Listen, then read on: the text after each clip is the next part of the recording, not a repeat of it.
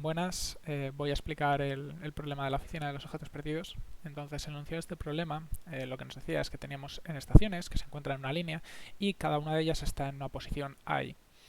Además, cada una de ellas tiene una cierta popularidad y lo que queremos es encontrar la estación cuya suma de distancias al resto de las estaciones es la menor, pero también está ponderada por la popularidad de las otras estaciones. Entonces, eh, la primera idea es que n es un número muy grande. Entonces no podemos coger una estación, aplicar la fórmula y calcular la distancia al resto y hacer esto para todas las estaciones. Sin embargo, lo que sí que podemos hacer es calcularlo para una y luego ir barriendo hacia la derecha, calcularlo para la primera, vamos barriendo hacia la derecha y en cada paso, si en vez de recalcularlo todo, solo necesitamos hacer unos pocos cómputos, pues sí que podemos hacerlo. Y un poco una pista de que esto se podía hacer es que la popularidad no depende de la estación actual, sino que estamos cogiendo el resto de popularidades. Entonces vamos a ver ahora pues que esto contribuye.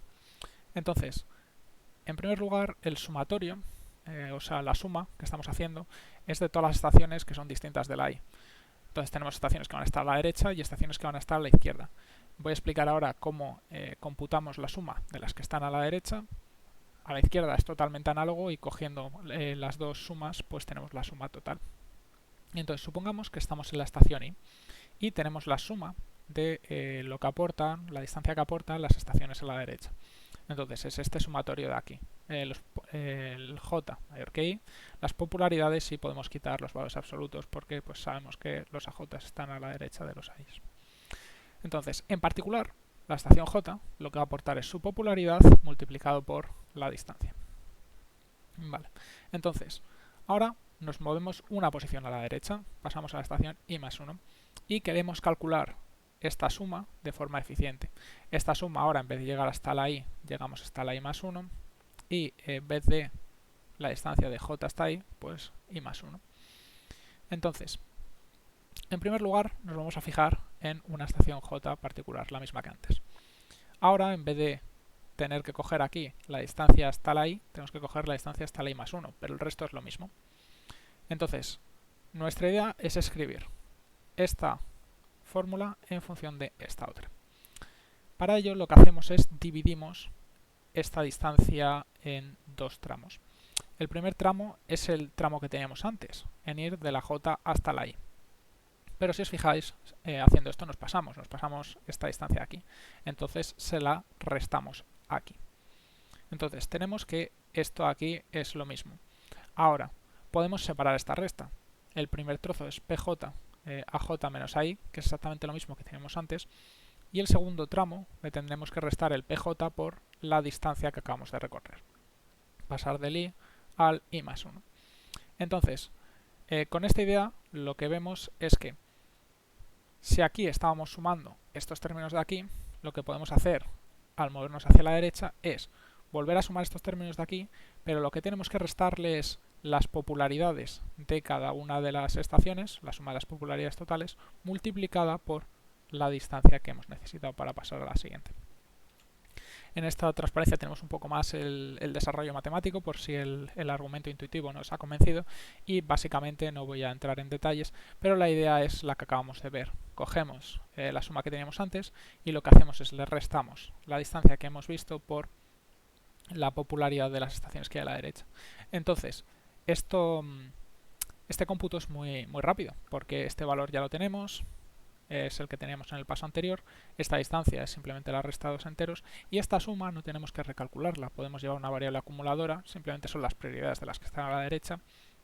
Entonces llevamos una variable para las que están a la derecha, una para las que están a la izquierda y solo tenemos que actualizarlas cuando nos vayamos moviendo.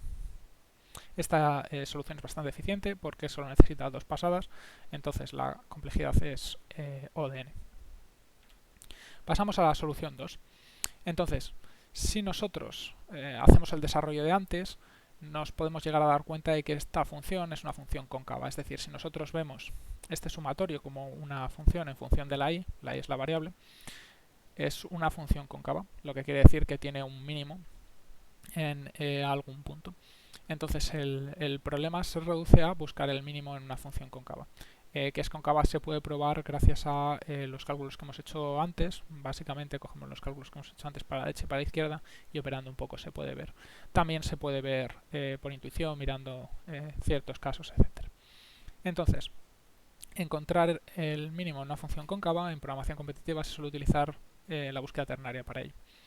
Aquí os dejo una referencia por si queréis saber un poco más sobre el tema y voy a hacer ahora una breve explicación de cómo funciona esta técnica. Básicamente la búsqueda binaria lo que haces es coges el punto intermedio. Aquí sin embargo lo que vas a coger son dos puntos, el punto que está digamos en un tercio del intervalo y el que está en 2/3 y preguntas. Entonces hay tres casos, el caso en el que el mínimo está en el primer tramo, en el segundo tramo o en el tercer tramo. La gracia es que en cada iteración lo que vas a hacer es reducir en un tercio la longitud del intervalo. Entonces al final el número de pasos que vas a necesitar es logarítmico.